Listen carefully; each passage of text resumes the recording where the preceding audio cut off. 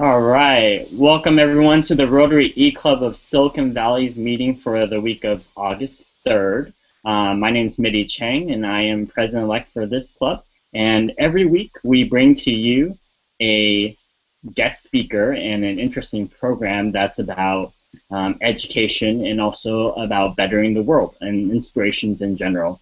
I'm very happy to introduce to you very shortly our guest speaker for this week's meeting. But really briefly, I want to also introduce some of the other callers we have with us today. So in just the order that I see them in, and maybe not the same order you see them, but really quick, I see Jermaine E. on the left. Jermaine, go ahead and wave. Jermaine is the immediate past Rotary District Governor in the Los Angeles area, District 5280. He is going to be a new Rotarian in mid-August with LA5 Rotary. And I'm going to skip Kristi really quick. She's our guest speaker. I'll introduce you later, Kristi. But then next we have our president, Rushton. Rushton, go ahead and wave. Rushton is our fearless leader, and he has been our president for the past several months since we started in January. I'm very excited that I get the chance to actually be presiding over this meeting rather than Rushton. So he's just kind of taking a back seat for this meeting. But Rushton is in the nonprofit and education sector, and he teaches educators about leveraging technology. And next to Rushton, we have Shags. Shags, wave. Shags is our membership chair, and Shags is a great guy. He's also, I believe, a wine and beer aficionado, so definitely chat with him about that. Next to Shags, we have Steven Zhao. Steven is a financial advisor of MassMutual, and he has history with Rotary, and he's also one of our newer Rotarians, a charter member as well, of course. And then at the last, to my right, we have Yvonne Kwan. Yvonne is has been a Rotary for several years and is one of our charter members as well. And Yvonne is a teacher. She teaches writing for third graders and also does volunteer teaching for music on the side as well. And now, oh, I see Frank has just joined us. So Frank, go ahead and just wave really quick if you can hear me. Perfect. Frank is down in Bakersfield and one of our wonderful charter members, and I believe he's also our foundation chair, if I'm correct. And without further ado, though, I'd like to go ahead and introduce our guest speaker for this program. That's going to be Christy Gilbertson. Kristi, I met Kristi, I think about 2 years ago, and we met at a Rotary conference, I think up in either Seattle or in the Oregon area. Kristi, met on a hangout. We met on a Google Hangout. That's where we first met. Oh my God, we met on a Google Hangouts.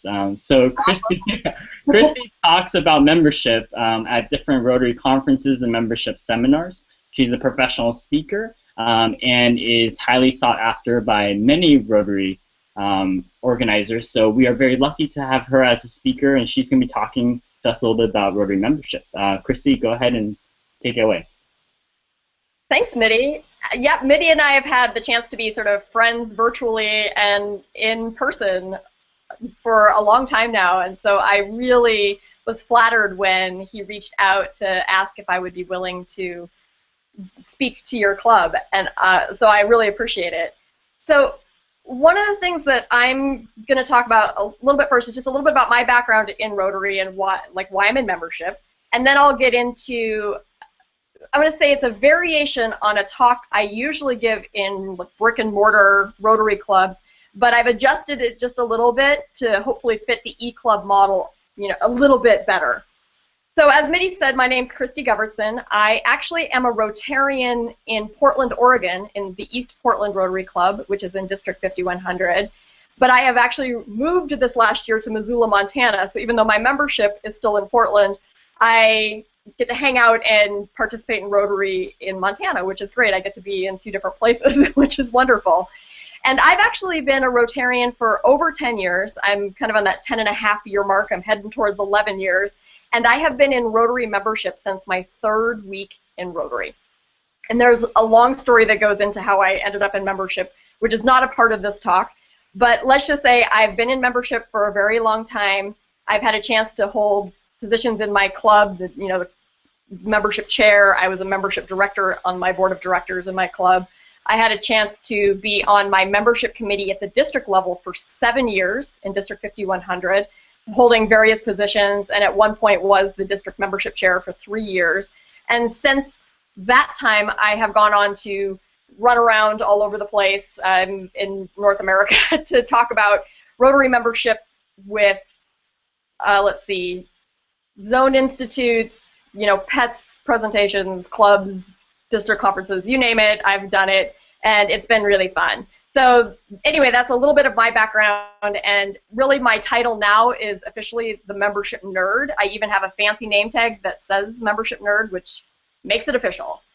So let's talk about membership. That's why I'm here, which is really exciting. So it looks like we have a little bit of interactivity. It looks like you guys can type messages. So even though we're not going to be able to communicate directly with those of you hanging out, do feel free to, when I ask you a question, if you want to respond with that little chat feature, go for it. So I'm of the opinion that membership is people. And hopefully everybody agrees with that, because otherwise this is a long 20 minutes if you don't agree with that. And because membership is people, I believe that membership is about relationship. Oh, and my apologies if you don't have the chat feature. Just, interact however best you feel. It's not going to bother me. So, sorry about that. Pardon me, let me just turn that off.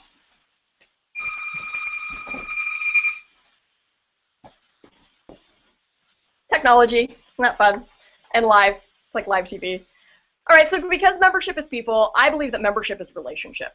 And like I said, I'm the membership nerd. I have been in lots of little clubs and big clubs and all sorts of levels of Rotary. And I even have snuck into Kiwanis Club meetings just to see what they're doing in membership. And I've decided that there are actually 6 different types of relationships in Rotary.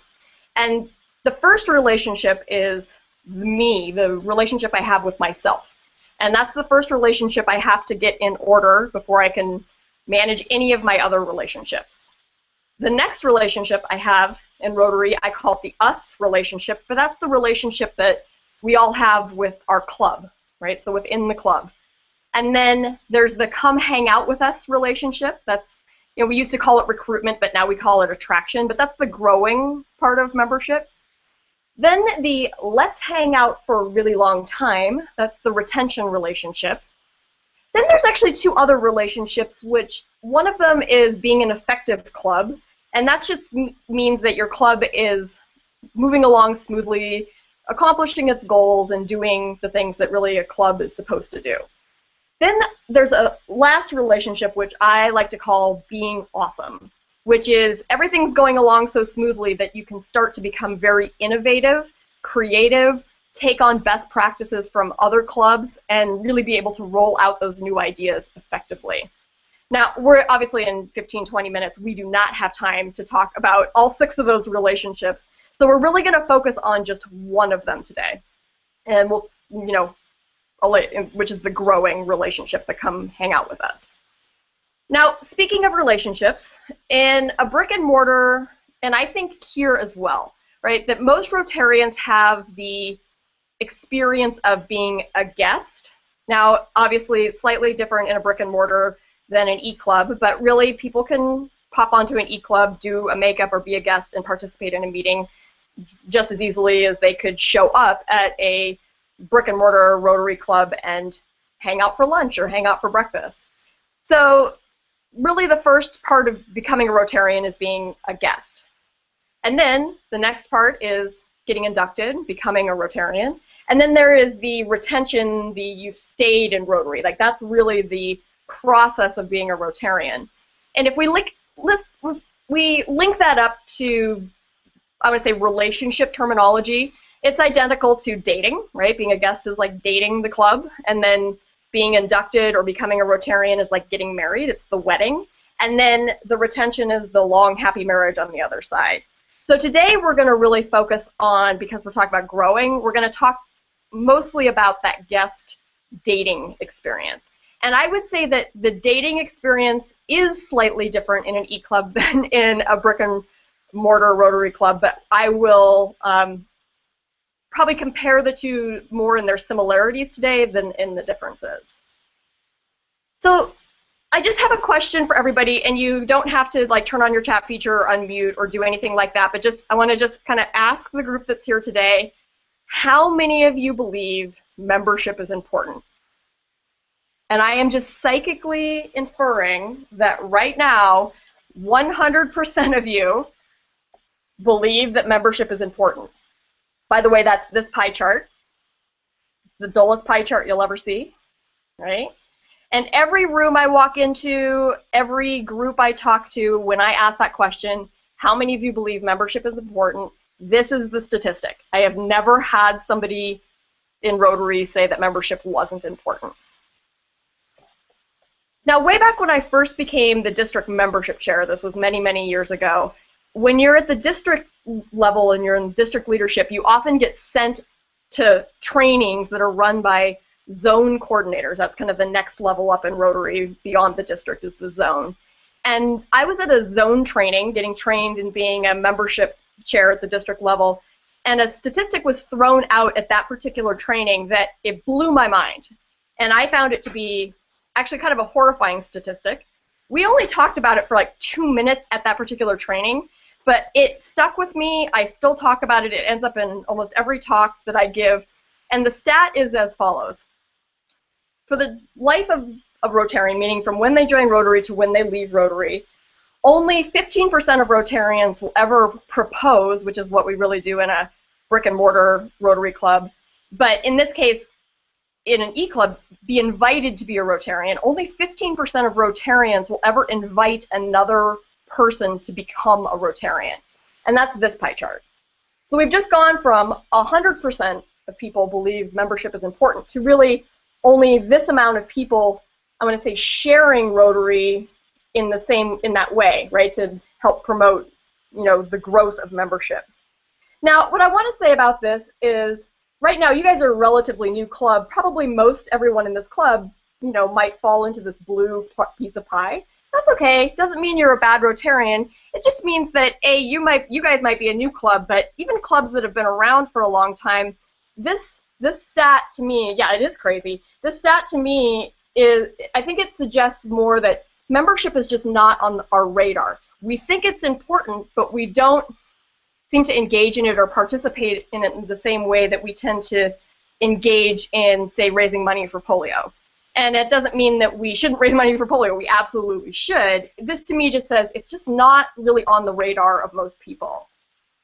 Now, let's talk a little bit about what happens to grow membership. The nice thing about growing membership is it's very simple. There's only 2 activities. Basically, inviting people to become a Rotarian, or even simpler than that, just inviting people to be a guest at one of your meetings.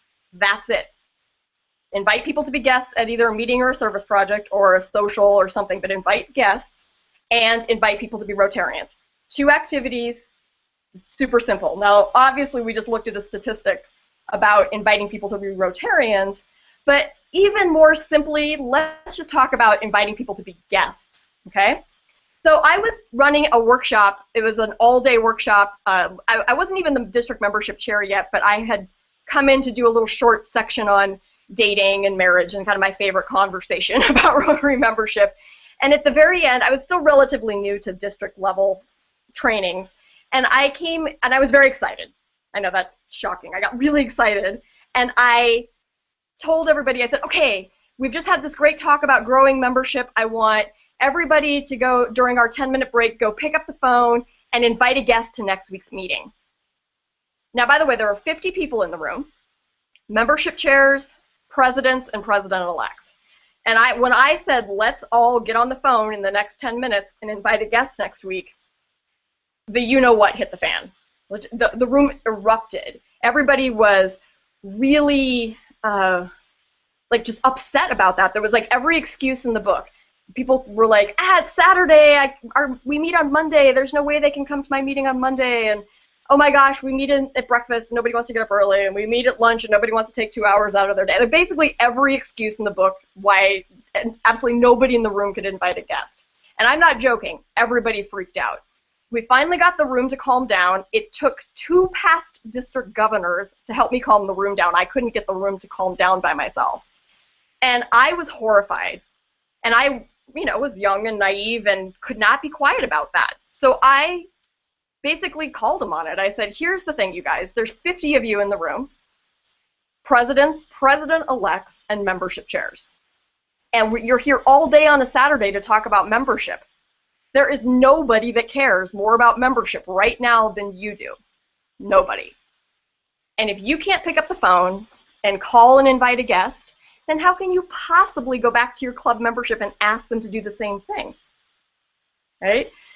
Okay, they were inspired by that. They rallied a little bit. And so then I asked them to, I said, okay, here's the thing. I'll give you guys more than a week. How about this? We take a couple of weeks and you guys go invite a guest and I'll just check in a couple of weeks and we'll see how this experiment goes.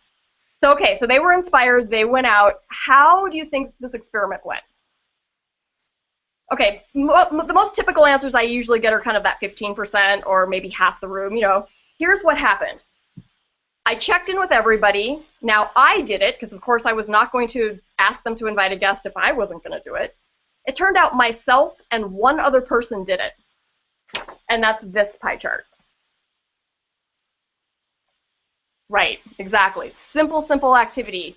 Let's invite a guest. By the way, this is a generous pie chart. Of course I was going to do it. I don't think we should count me, right? And it turned out the other person that did it, she wasn't even a participant. She had just stopped in for a couple of minutes. She was the past district membership chair, and she did it. So the actual pie chart looks like this.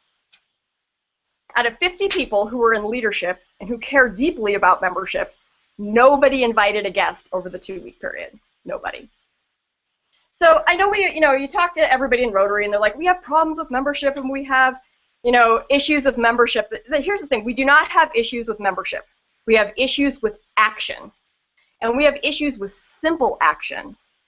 One of my favorite quotes, it's from the Taoist philosophy, and the quote is, to know and not do is to, in fact, not know. So to know and not do is to, in fact, not know. So we know Rotary membership is important, but right now we're really not taking the simple actions, right? Only 15% of us are really inviting other people to be Rotarians. And when I ask people to take that simple, simple action of inviting a guest, nobody did it, right?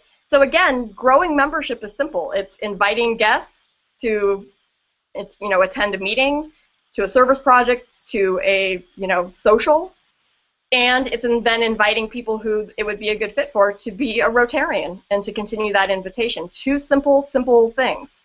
So I want to say call to action for you guys, anybody who's either on the Hangout today or watching this meeting at another time or date, my invitation to you is to, invite a guest to attend a meeting, a social, a project, whatever makes sense for you or wherever you're at in the world. And here's the good news. I'm not going to follow up with you, and I am not going to make a pie chart out of you.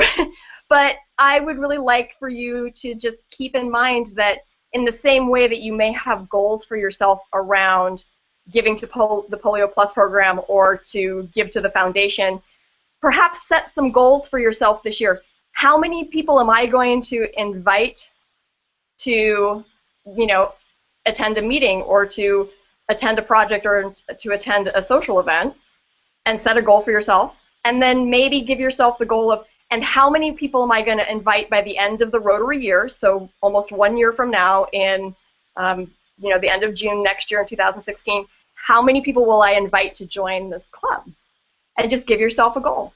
And keep it on your radar in the same way. It doesn't have to be complicated, it doesn't have to be impossible, but put it in the same place on the radar as you do for your financial goals in Rotary. Now, just one little quick comment about this talk. This is a variation. It's a little shortened version of this, I'm going to say my more formal version of the talk. But I want you to be really mindful that I've had people come up to me and say, okay, I love this. I'm going to steal this talk. And you can steal whatever parts you want. That's fine. But what I discovered people were actually doing is they wanted to take the pie charts, take them back to their club, and then make people feel really bad about that. I don't want people to feel bad. The reason why there's just very little action, it's not that people are doing anything wrong. Again, it's just not on the radar. So the secret to this talk is pie charts are not a weapon. So first and foremost, you can use as much as you want from this talk, but you need to be kind to people and not do anything mean with the pie charts. So that's the end of this talk in a more informal way. I'd love to open it up for questions if you have questions. And I appreciate you guys letting me do some jazz hands and pie charts and talk about membership today. So I think it's mid-year. Yeah, Great. Thank you, Kristi, so much. Russian, how do I push this pause button? I have no idea. Well, I'll just make a little comment while you're working it up. Somebody had a little on the chat feature said, I think we can beat the 0%. And I agree. Aim high. Not 0%. You can do it. Awesome. Well, thank you again so much, Kristi. Can imagine the applause right now going on. I would press the applause button, but I can't seem to find it. But I think we're all clapping. You can't really hear the rest of them because they're muted. But it just makes me. I don't need. Perfect. Well, I'm going to start. I'm going to open the floor to questions. So. I'll just go ahead and start off with a quick question for you, because I know that you mentioned to me that you've actually attended a lot of eClubs, eClub meetings. Yeah. I don't know if you told everyone the exact amount, but I just wanted to also hear a little bit about, I guess, your takeaway from that experience, maybe what worked really well for you, and then maybe some suggestions on what could work even better. And of course, like you don't have to comment about our eClub in particular, but I just want to hear a little bit about the experiences from the other eClub meetings that you attended. Well, that's good because I'm not sure I could comment about your club specifically because what ended up happening is I have, one of the reasons I moved to Montana this year is there's been some health issues with my mother. So I've been back home and I took a significant amount of time off of work and Rotary, and so I actually didn't get to do a lot of traveling and speaking this spring. But consequently, I also hadn't attended a lot of club meetings, so my club attendance was down. So I got to June and realized, oh my goodness, I should maybe do something about that. I've been in Rotary 10 years. I have, 100% attendance, and that's something I do care about. So while I was at the hospital with my mom for a few weeks at the end of June, I decided that I needed to do 21 makeups. And so I did 21 eClub makeups over the course of, I think about a week. And yes, this was great. I did, and I decided I wanted them to all be different clubs, and it would give me a chance. I did some e-makeups several years ago, kind of when we kind of started piloting the program, but I really hadn't done them since then.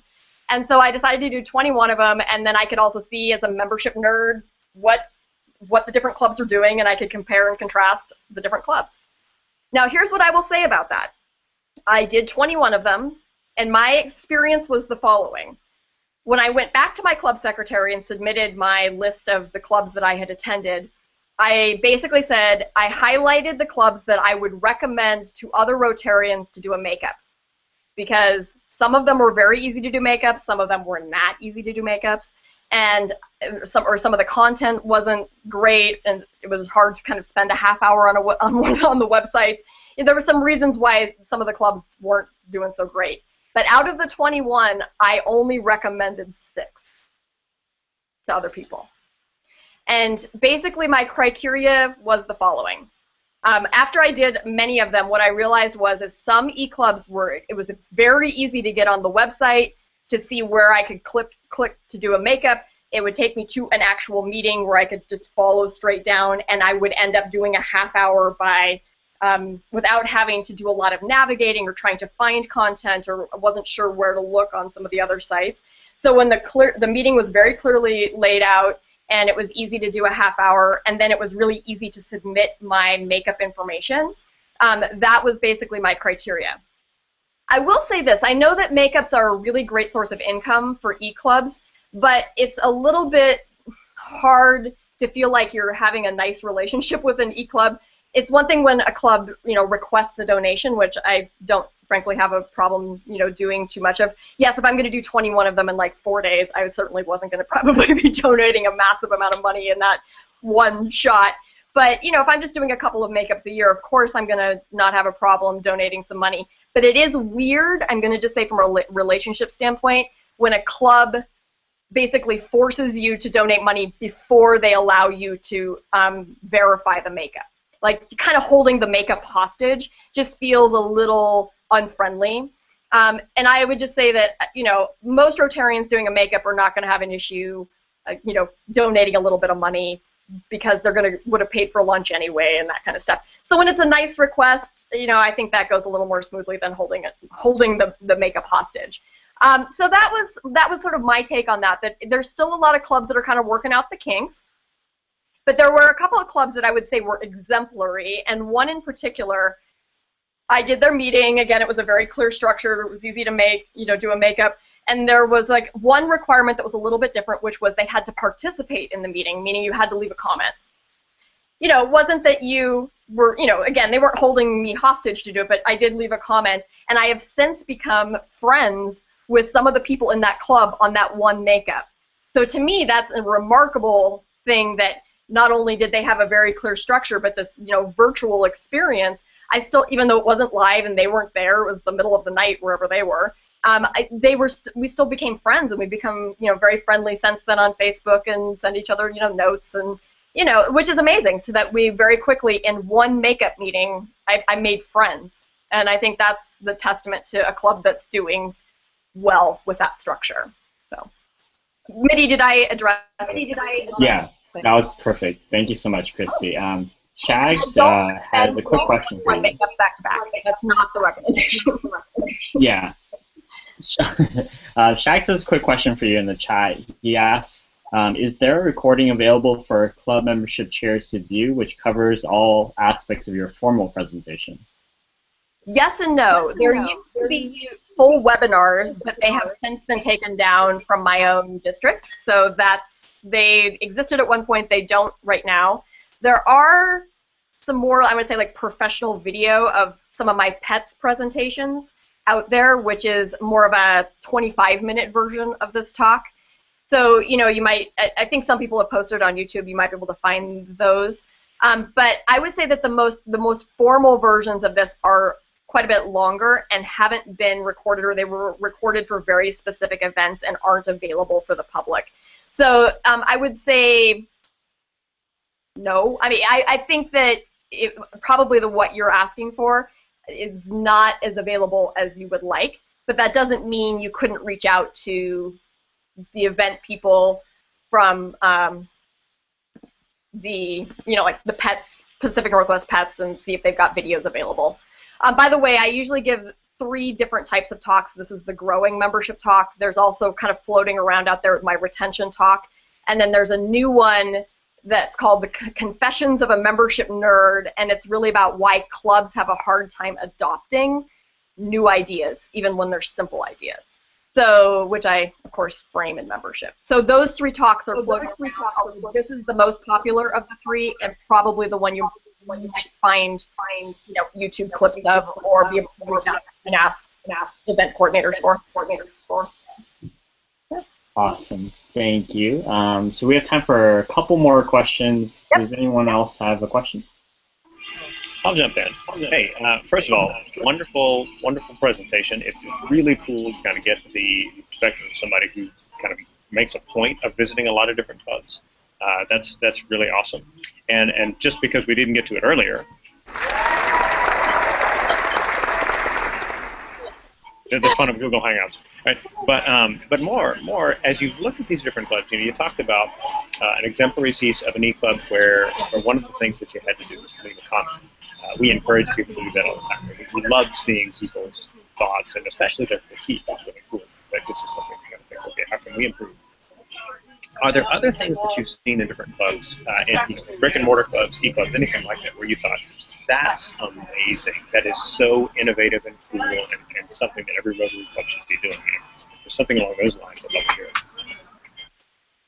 Yeah, I would say that from an eClub standpoint, I mean, there's been some innovative things I've seen in brick and mortar, but they are very physical. So it's about the kind of things they physically give to guests, or physically interact with the speakers. And so that's a little bit harder, obviously, with an eClub. But I would say the thing that was very innovative to me, and I off the top of my head, I think it was an eClub in Australia. I couldn't tell you which one off the top of my head. But part of their program is you could listen to podcasts. You basically had options. You could listen to a podcast, you could watch a video, you could read things, and kind of in combination put together a half hour. Now, to me, that wasn't like the most structured meeting, but their content was so interesting and innovative, and the podcasts that they were using were from a completely different Rotary like podcasting site. And the couple of podcasts I listened to, the interviews were kind of off the charts. So I would say the thing that's in common to, say, a brick and mortar and an eClub from an attraction standpoint is if you have amazing programs, it's a lot easier to want to invite guests. It's a lot easier to want to show up.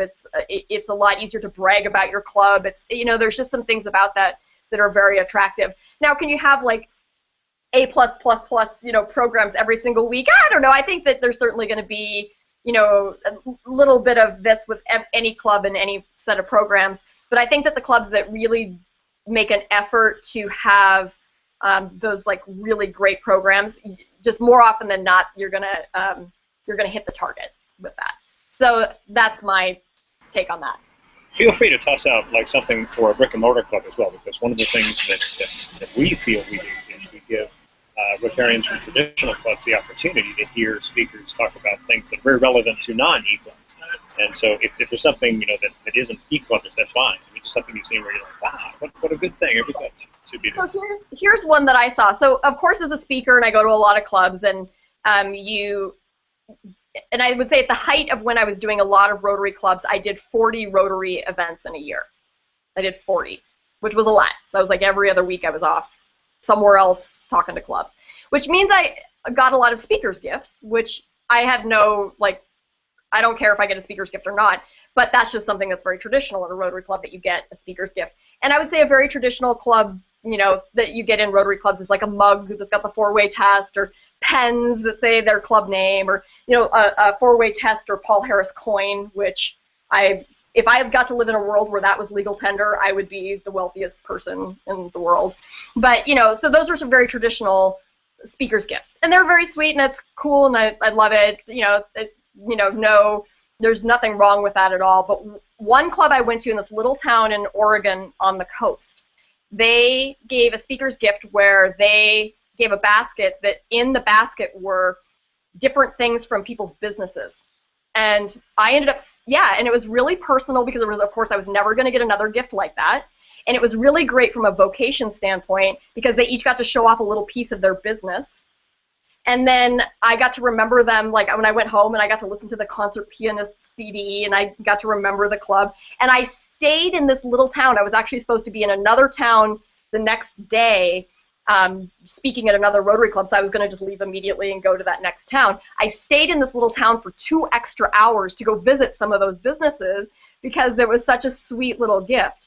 So I would say that that's kind of hard to do, obviously, in this setting, but to keep that in mind, that like, how can you really show off your members and show off what they do? It wasn't just a selfish idea. It was a really great idea to kind of create a personal relationship between a club. And by the way, I did that presentation, I don't know, 4 or 5 years ago, and it still sticks out in my mind because that gift was just so special. So, yeah. Oh, totally. You could do it with web-based resources. There you go. We could do it with eClubs. So, yeah. Awesome. Thank you, Kristi. We have time for one more question. One more, and then I got to run. I have another Rotary thing, so. I am a nerd. If not, we'll go ahead and end the meeting just so that we can get you some time to head off to your next Rotary meeting. I know you have another speaking engagement, Kristi. I'm actually not. I get to be a guest of another Rotarian, so I wanted to say yes to that. So, yeah. Perfect. Well, thank you for having me. And if you guys need anything else or questions come up, Mitty knows how to get a hold of me, so don't hesitate to reach out. Perfect. Thank you again so much, Kristi, for speaking to us about membership. It was really interesting and exciting to hear you talk, as always. And for everyone else who's watching the recorded version, we every week ask that once you finish watching our meeting, at the very bottom right below this meeting, you'll see a I attended survey. Just go ahead and fill that out. Club members, that's how you get attendance recorded, and also for guests. This is how we just track attendance in general, but if you're also a Rotarian of another club, you get an email receipt sent out to you that confirms you attended this meeting. So in case you need to forward that to your club secretary for a makeup, you can. And of course, we also ask that you can also participate with us in the ongoing discussion. Right underneath that survey is the discuss comment area. So go ahead and just pop us a comment, let Kristi know how she did, or else ask her a question about membership. And before we end, I also want to bring up our President Rushton for any final words. Thanks, everybody, for joining us this week. We hope that the kind of things we focus on, innovation, entrepreneurship, and education, especially as they relate to service, are the kinds of things that inspire you to do something extra cool and extra helpful to others and kind of experience that joy yourself each week. Please tell a friend about our club, SiliconValleyRotary.com, or if that's just too long for you, RotaryMakeup.org. There you go. Cool. All right. Thank you, everyone.